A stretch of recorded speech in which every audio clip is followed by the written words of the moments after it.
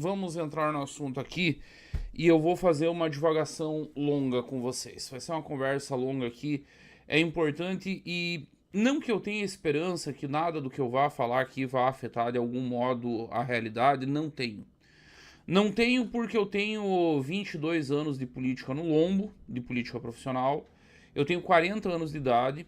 Desses meus 40 anos de idade, curiosamente, o mesmo tempo que eu tenho de política profissional, eu tenho de ter conhecido Olavo de Carvalho, me aprofundado na obra dele, nas ideias com as quais eu compactuo quase integralmente. Quase integralmente. Depois disso, eu vi vários outros pensadores elaborarem uma série de ideias sobre a política brasileira. Vi gente tentar e eu não consigo ver avanço. É quase um epitáfio que eu vou fazer aqui para que fique registrado para as novas gerações, para sei lá, daqui 10, 20 anos alguém rodar esse vídeo, rodar um corte em outra rede social, que nem provavelmente nem existirá mais o YouTube, mas algum sucessor, e o pessoal dizer, tinha um maluco há 20 anos atrás explicando como é que o Brasil acabou.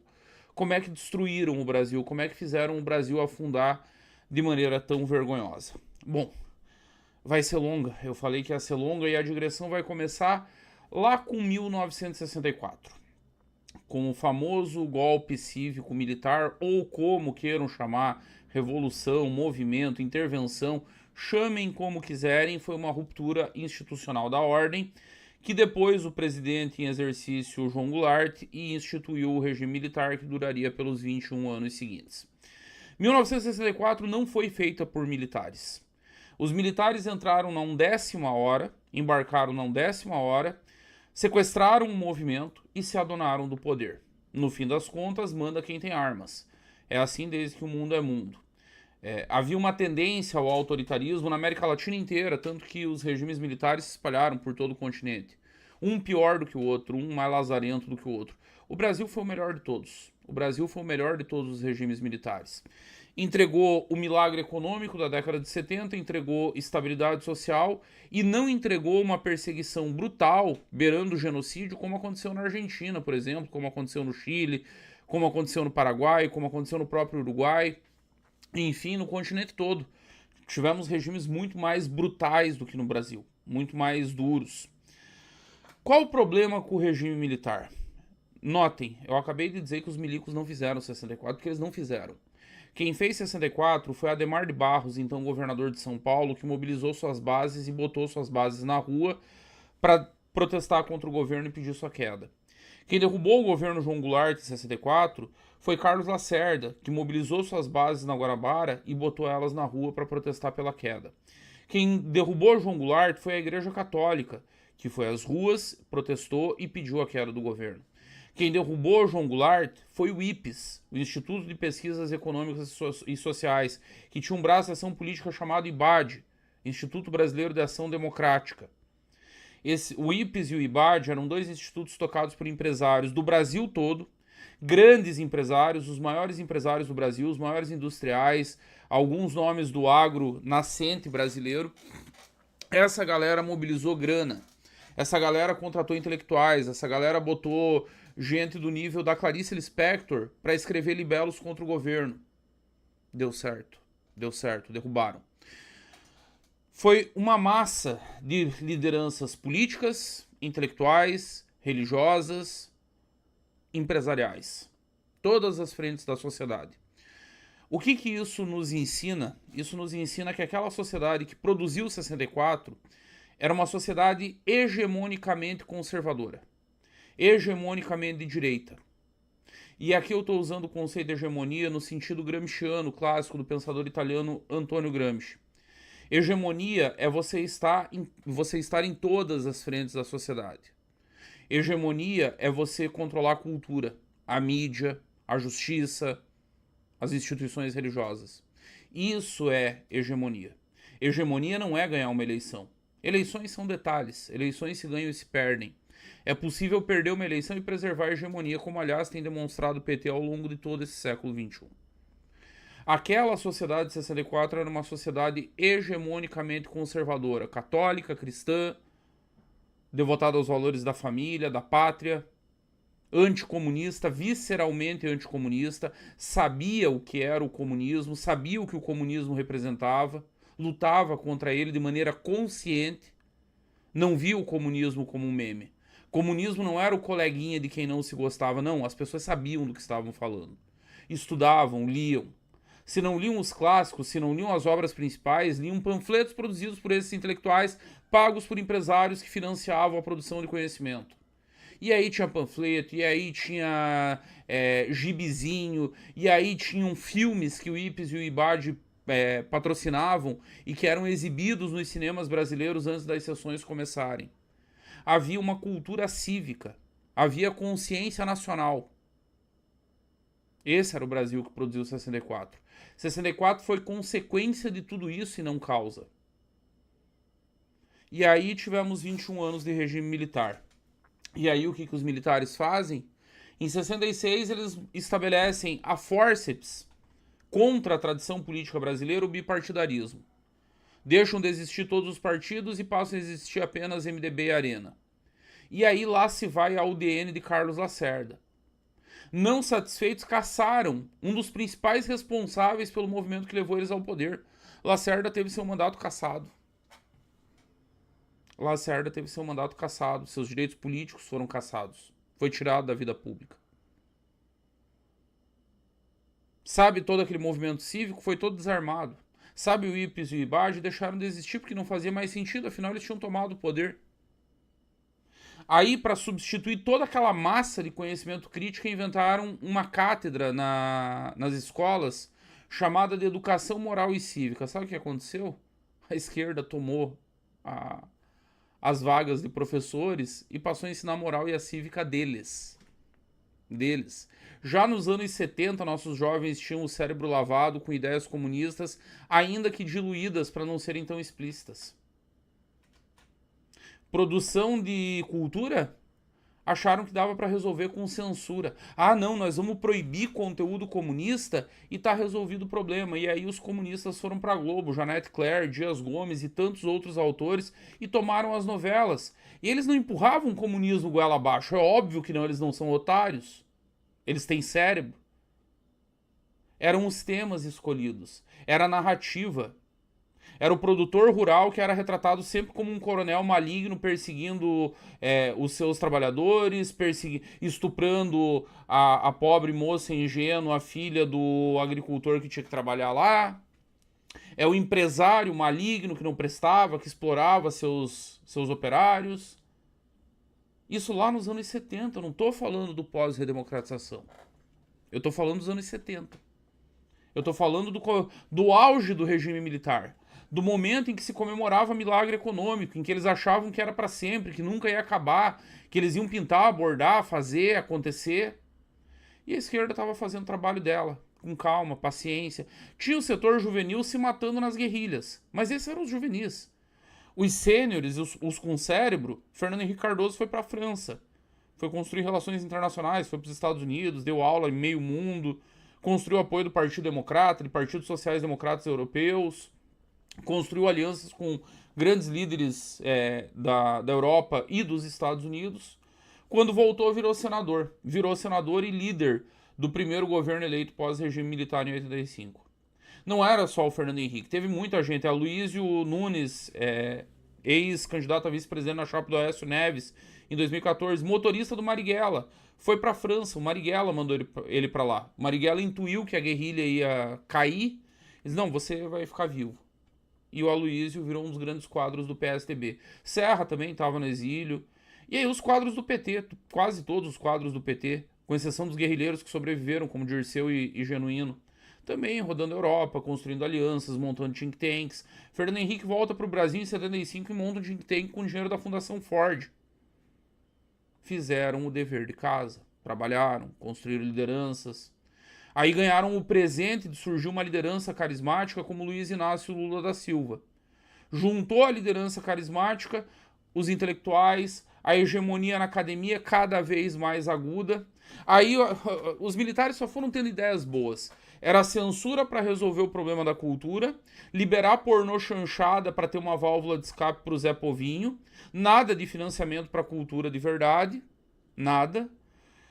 É sempre uma ideia melhor que a outra. Uma ideia melhor que a outra. E aí a esquerda vai avançando. A outra ideia genial que eles tiveram, para o jornalismo. O jornalismo era um problema porque tinham os intelectuais no jornalismo e mesmo intelectuais de direita acabaram se tornando críticos ao regime. Então o que a gente vai fazer para acabar com os críticos no jornalismo? Vamos tornar obrigatório a faculdade de jornalismo. Era tudo que a esquerda queria. Porque a esquerda já tinha penetrado as universidades, já tinha as cadeiras, já tinha os professores. Aí se todo jornalista vai sair da universidade, adivinha o que vai acontecer?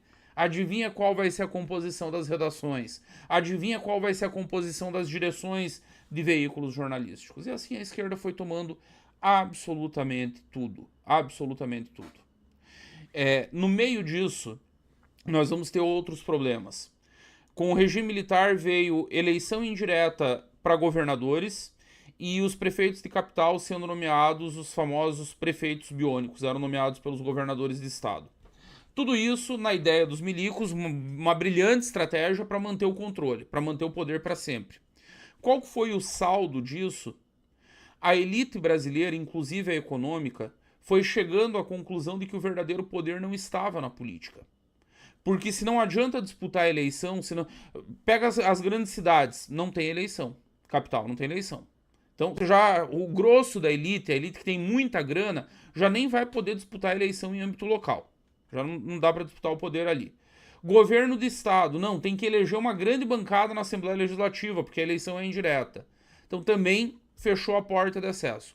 Se a política não é o caminho, então não é para a política que eu vou mandar meus filhos. Não é para a política que eu vou.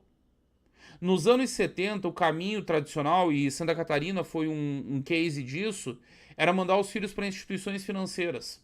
Começa a financiarização da elite brasileira. O caso mais emblemático aqui no estado é de PKB, Paulo Conder Bornhausen, herdeiro do império construído por Irineu Bornhausen. O Irineu saca que o regime militar tinha fechado todas as válvulas de poder democraticamente constituído e manda o PKB ir trabalhar na Febraban. O PKB acaba virando presidente da Federação Brasileira dos Bancos. Ele vai para banco em São Paulo, daí ele roda e entra na Febraban e acaba virando presidente da Febraban.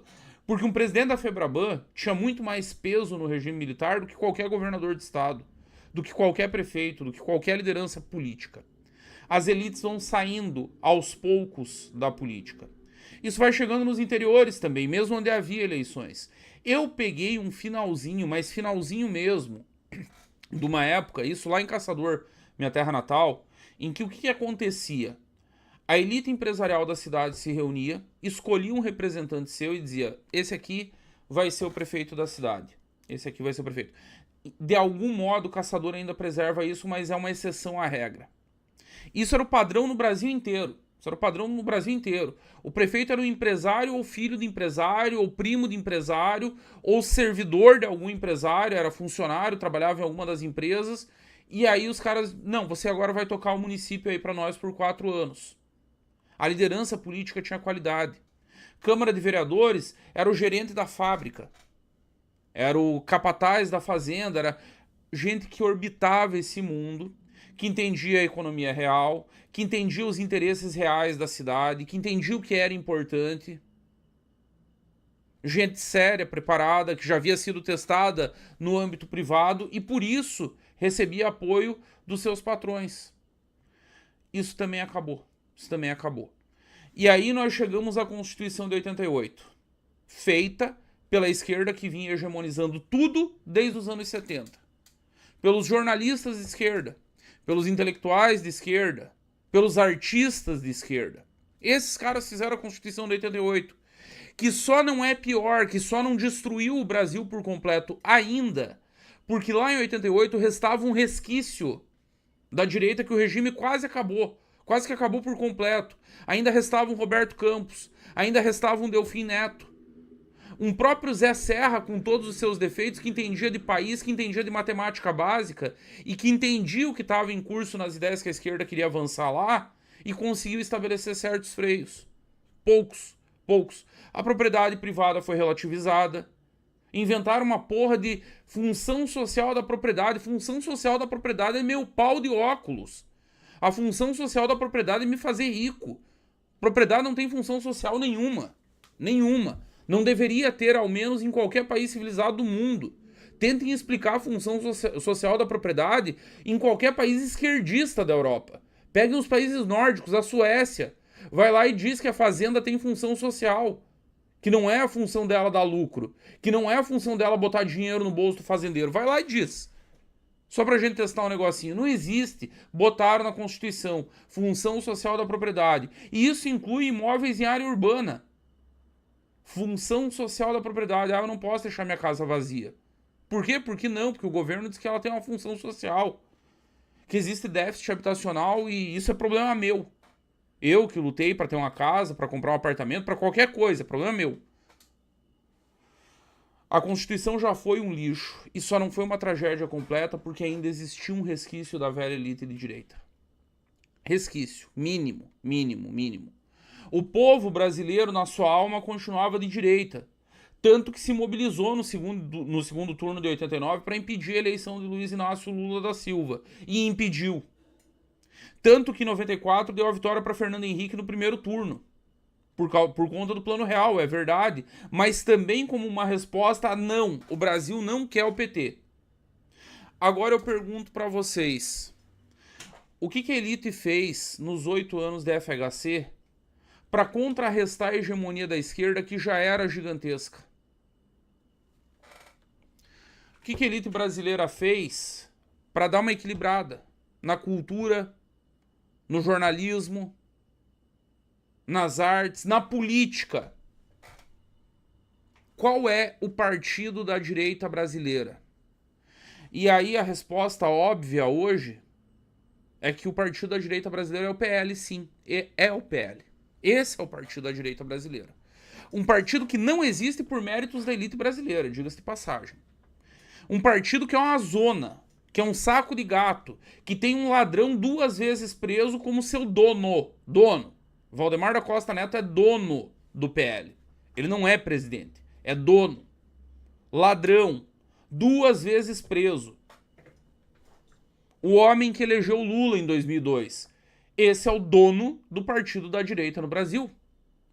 E quais são os expoentes do partido da direita do Brasil? Um é um moleque picareta de Minas Gerais que vive de lacrar no Instagram. Tem aqui de Santa Catarina, um dos grandes expoentes é um palhaço cheirador, cocainômano, mentiroso, compulsivo, com episódios registrados de violência contra a mulher, que recebe o apoio da elite industrial de Joinville. Misericórdia. Misericórdia. Zé Trovão não foi eleito sozinho. Zé Trovão é fruto da elite empresarial de Joinville, de parte da elite de Jaraguá do Sul. Gente que botou grana, gente que incentivou, gente que parou a empresa para falar com os trabalhadores dizendo: esse aqui é o nosso candidato. Zé Trovão. Nicolás Ferreira. E ele bota a peruca e ele vai pra tribuna e ele diz que é a Nicole. Nossa, olha, expôs a hipocrisia da esquerda. Ele grava vídeo com camisa preta em fundo preto. Meu Deus, é um Tarantino da política. O Coppola da nova geração.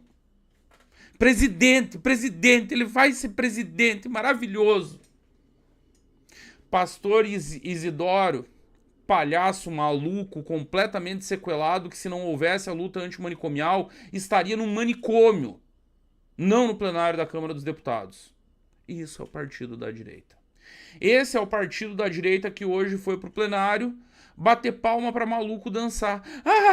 Já que a esquerda quer o 5x2, vamos propor o 4x3. Expusemos a hipocrisia da esquerda. Olha como nós somos espertos. Eu não sou empresário, eu venho de família pobre, eu sou um fudido. Eu vivo de mendigar pix aqui nesse canal. É esse o meu ganha-pão. Final do mês é o que eu consigo arrecadar com live pix, com superchat, com membros que se tornam membros desse canal. Eu não sou empresário, eu não sou industrial, eu não sou dono de uma mega loja de varejo como é a Havan. E tô eu aqui que nem um retardado falando obviedades sobre a escala 6x1. falando sobre o quão criminoso foi o que aconteceu hoje no plenário da Câmara dos Deputados. Não tem outra palavra, é criminoso. É um atentado contra o Brasil. Ah, mas depois da eleição a gente vê aí, nós elegemos o Flávio, nós não perdemos o voto dos mais pobres que querem o fim da 6x1, e aí a gente muda. Muda meu ovo. Vocês estão falando em implantação imediata, seus animais. Vocês têm ideia da quebra na cadeia produtiva que isso vai gerar? Vocês têm ideia na disparada dos custos com mão de obra que isso vai gerar? Vocês têm ideia do choque no custo com mão de obra? Vocês têm ideia no caos que isso vai gerar no mercado de trabalho? Vocês pararam pra pensar? Não, né? Porque o importante é expor a hipocrisia da esquerda. O importante é lacrar pro Instagram. O importante é seguir aquele outro debilóide mental do Cleitinho. E, ai não, eu sou de direita, mas eu gosto dos pobres. Liderança política de verdade não é se comportar como um macaco de circo amestrado para agradar eleitor analfabeto. Líder de verdade tem que ter culhão de dizer verdades duras. Tipo, não tem almoço grátis, fofo. Se a gente dobra o preço do salário mínimo, dispara a inflação. O preço das coisas no mercado dispara e a dobrada de salário mínimo não serviu pra bosta nenhuma. Serviu pra imprimir mais moeda e você usar pra limpar a bunda, seu otário. O fim da escala 6x1 não vai representar menos trabalho. Vai representar desemprego. Vai representar achatamento dos salários. Vai representar caos no mercado de trabalho brasileiro que já tá uma bosta. Que já tá uma merda. Desindustrializamos um pouco, agora vão acabar com o setor de comércio também. Vão acabar com o serviço também. Tá pouco. Tá pouco. Vamos arrebentar as propriedades rurais que funcionam em moldes capitalistas. Porque elas trabalham com mão de obra contratada. Na época da colheita faz o quê? Ah, não, mas vai contratar mais. Aham, confia. Confia. Não vai achatar salário. Não vai meter na bunda do trabalhador. Não, imagina. A economia segue a regra da boa vontade. Se eu quero, eu posso, eu consigo. É um bando de moleques, é um bando de aventureiros, é um bando de populistas da pior espécie, de analfabetos, de retardados que não têm a menor noção da merda que estão fazendo. E é isso que virou o Congresso Nacional. É isso que são os prefeitos de grandes cidades. É isso que são as grandes lideranças. É isso que é Flávio Bolsonaro, sim, porque também é responsabilidade dele. Também é responsabilidade dele. Se ele se pretende presidente da República a partir do próximo ano, o mínimo que ele deveria ter feito, o mínimo, para dizer o mínimo, mas assim, o mínimo do mínimo, era ter se posicionado publicamente contrário à decisão da bancada. Era ter aberto um vídeo hoje lá dos Estados Unidos e dito: a minha bancada tá louca, minha bancada surtou. Isso é irresponsabilidade com o futuro do país, isso é irresponsabilidade com a economia. Isso é gerar o caos. Estão achando que dá pra resolver ano que vem? Confia. Confia que dá. Aliás, se é que vai ter alguma coisa pra resolver. O país tá à beira do precipício. Os flautistas estão em Brasília tocando e tá indo todo mundo num efeito manada pra precipício. Enquanto isso, as elites estão dando dinheiro pro Nicolas, pro Zé Trovão, pro pastor Isidoro. Cadê os jornais de direita do Brasil? Cadê as emissoras de direita do Brasil? Cadê tudo? Não existe. Não existe. É uma gente mesquinha. É uma gente pequena. Certo tava o Olavo de chamar o velho da van de um palhaço fantasiado Zé Carioca. E o velho da van é só o caso porque ele aparece mais, ele entendeu a importância de ser o rosto da marca. É só o caso mais visível. Vale o mesmo para Flávio Rocha, do Grupo Riachuelo, vale o mesmo para Bonfim, vale o mesmo para todo o entorno ali do finado Brasil 200, vale o mesmo para toda essa galera que se apresenta como de direita e no fim do dia só estão preocupados em vender curso, tirar nego para otário, tomar dinheiro de otário e aí transferir esse dinheiro para um bando de palhaços irresponsáveis, malucos. Enquanto isso, a educação virada num lixo, os valores foram pro saco, o país virado num caos, 50 mil mortes por ano, 25% do território tomado por facções criminosas, e vocês achando que vocês vão conseguir comprar a liberdade e a pujança financeira de vocês por muito tempo. Não vão. Spoiler, não vão. Não vão, porque daqui a pouco não vai ter ministro do STF disposto a vender sentença, porque eles já vão ter o poder total.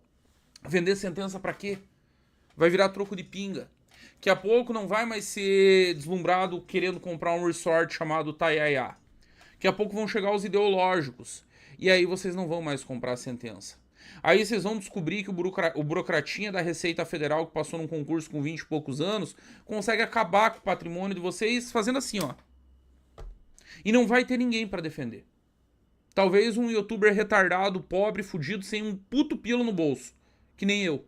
Talvez é o que reste. É o que reste. E não vai ser o suficiente, por óbvio.